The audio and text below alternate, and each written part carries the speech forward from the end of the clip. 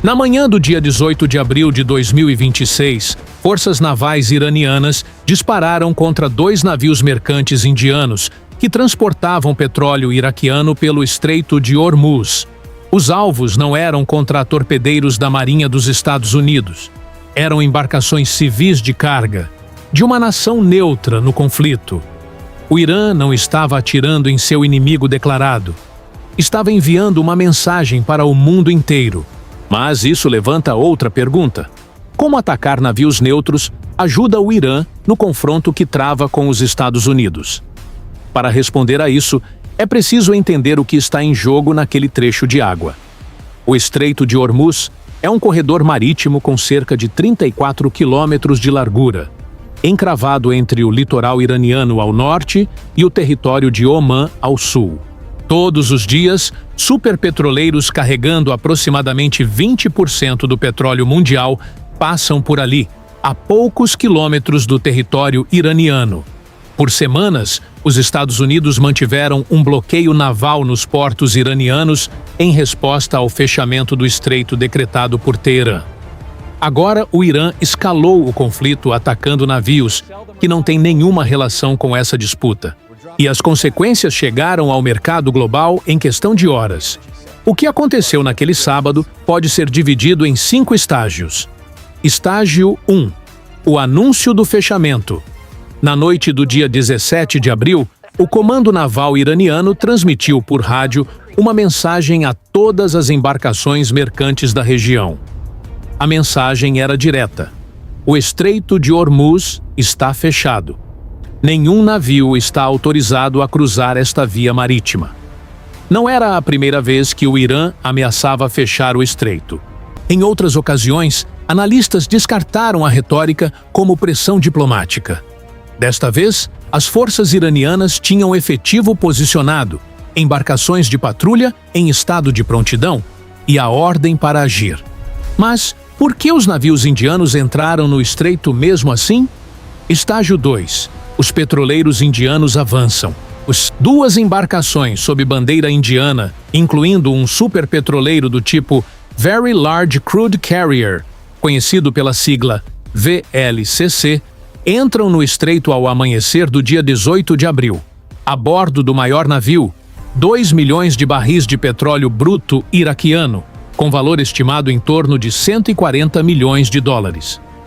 As tripulações provavelmente assumiram que o fechamento anunciado se aplicava apenas a navios americanos ou a embarcações ligadas às forças que apoiam Washington. Esse cálculo estava errado. Estágio 3. Os iranianos abrem fogo. Em vez de tiros de advertência, barcos de patrulha da Guarda Revolucionária Islâmica atiraram diretamente contra as embarcações mercantes. Nenhuma tripulação reportou mortes, mas a mensagem era inequívoca. O fechamento não era seletivo, não era direcionado apenas à Marinha Americana.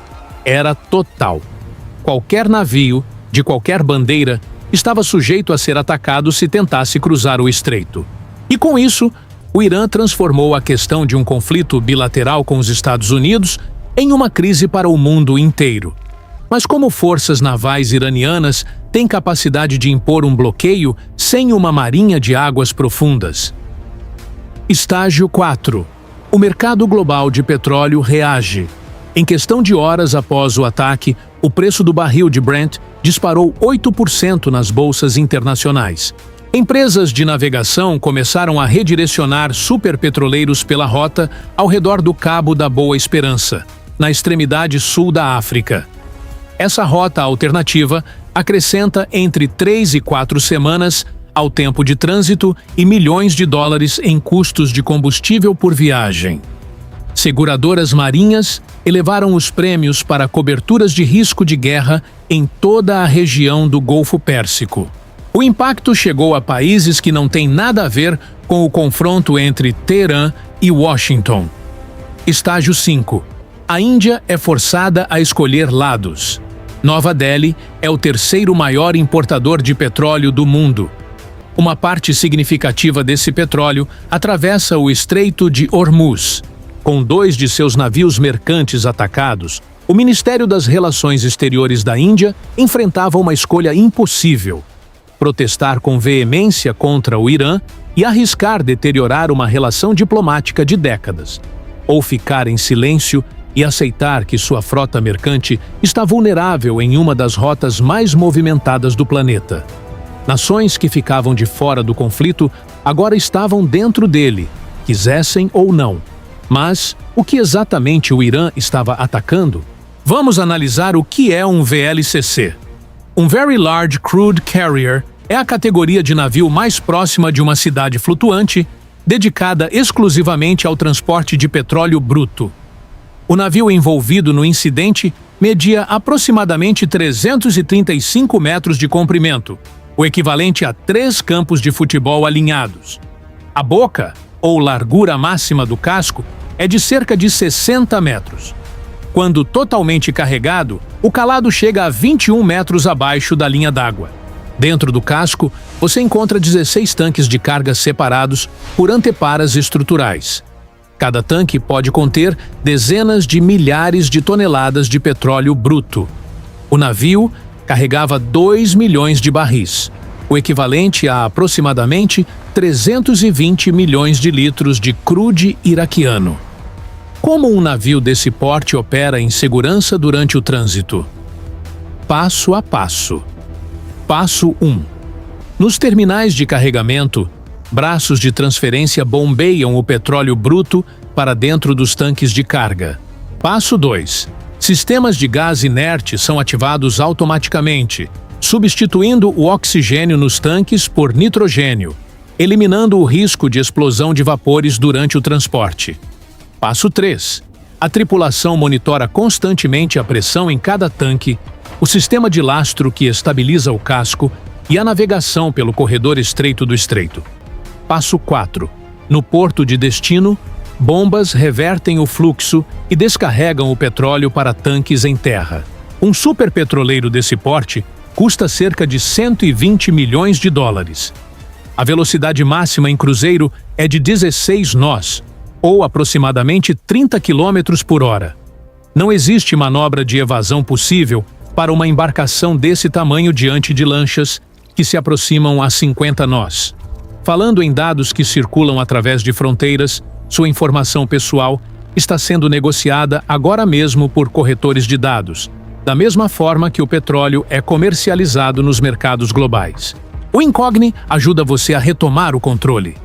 O serviço envia solicitações de remoção automaticamente para dezenas de corretores de dados, poupando centenas de horas de trabalho manual.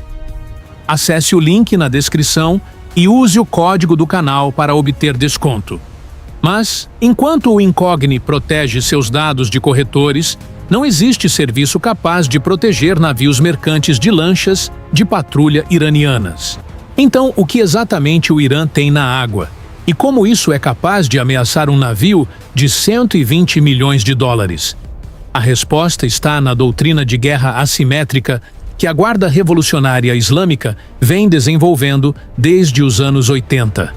A Marinha da Guarda Revolucionária, conhecida pelo acrônimo em inglês IRGCN, opera cerca de 1.500 embarcações de ataque rápido.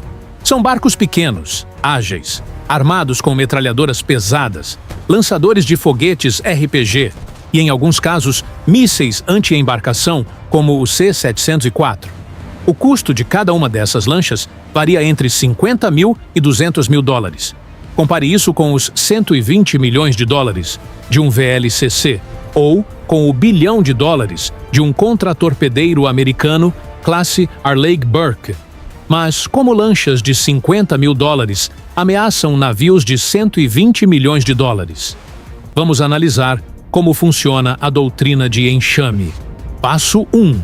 Múltiplas embarcações de ataque rápido se aproximam pelo mesmo vetor ou por ângulos diferentes simultaneamente, sobrecarregando os sistemas de defesa do alvo. Passo 2. As lanchas disparam metralhadoras ou foguetes RPG contra a linha d'água ou contra a ponte de comando, com o objetivo de danificar o sistema de propulsão ou incapacitar a tripulação. Passo 3. Embarcações maiores, operando em apoio, lançam mísseis anti-embarcação de curto alcance. O VLCC não tem como escapar. A velocidade máxima da lancha de patrulha é de 50 nós. A velocidade máxima do superpetroleiro é de 16 nós. A geometria do problema não deixa saída. Mas o que acontece quando a Marinha dos Estados Unidos tenta escoltar navios mercantes pelo estreito? Esse é o dilema central que os planejadores americanos enfrentam agora. Se contra-torpedeiros da Marinha dos Estados Unidos passarem a escortar navios civis pelo Estreito de Hormuz, eles entram em um campo de jogo onde o Irã tem vantagem tática. As águas rasas do estreito limitam as manobras de embarcações grandes.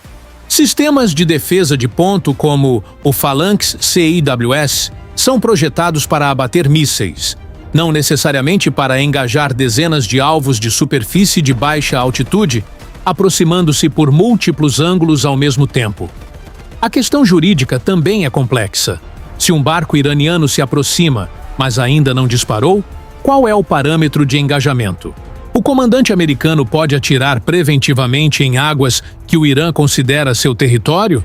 Essa decisão de frações de segundo pode iniciar uma guerra. Mas o Irã consegue sustentar esse bloqueio sem destruir sua própria economia? Essa é a tensão interna que Teherã está gerenciando. O Irã exporta petróleo por outras rotas, mas o estreito é também a única saída para terminais petrolíferos no sul do país. Fechar o estreito prejudica as exportações iranianas tanto quanto prejudica os rivais. A lógica do bloqueio funciona como uma pressão de curto prazo, não como uma estratégia sustentável por meses. A questão é o que acontece antes que a pressão econômica sobre o próprio Irã se torne insuportável. Mas quais são as regras para navios neutros em zonas de conflito? O direito internacional marítimo, especificamente a Convenção das Nações Unidas sobre o Direito do Mar, garante o direito de passagem inocente por estreitos internacionais. O Estreito de Hormuz enquadra-se nessa categoria. O ataque a navios indianos, que não são parte do conflito, constitui uma violação direta desse princípio. Na prática, a aplicação dessas normas depende de quem tem capacidade de fazê-las valer.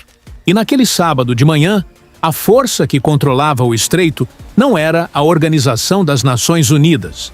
Mas como os Estados Unidos responderam ao ataque iraniano contra um terceiro país? O Pentágono emitiu uma declaração de condenação nas horas seguintes ao incidente. Fontes citadas por agências de imprensa indicaram que Washington colocou suas forças navais na região em estado elevado de alerta. Mas nenhuma ação cinética foi reportada nas primeiras horas. A resposta americana ficou presa entre dois imperativos conflitantes: demonstrar força suficiente para dissuadir novos ataques sem cruzar o limiar que transformaria o confronto em guerra aberta. O desfecho do incidente veio após 6 horas de standoff. Os dois navios indianos, o superpetroleiro VLCC e a segunda embarcação mercante, foram autorizados a seguir viagem pelo estreito. A condição imposta pelas forças iranianas: descarregar o petróleo iraquiano em uma instalação de armazenamento em Omã antes de continuar. Os 2 milhões de barris de crude iraquiano, avaliados em 140 milhões de dólares, ficaram em Omã. O Irã não destruiu os navios, não sequestrou tripulantes, não iniciou um incidente que justificaria resposta militar direta. Fez algo mais calculado. Demonstrou que o Estreito de Hormuz está fechado, que essa ordem se aplica a qualquer navio de qualquer bandeira, e que o custo de ignorar essa ordem é real, mesmo que você seja um país neutro com décadas de relações diplomáticas com Teherã. Nações que passaram anos tentando ficar fora deste conflito acordaram naquele domingo de abril, percebendo que o conflito tinha chegado até elas.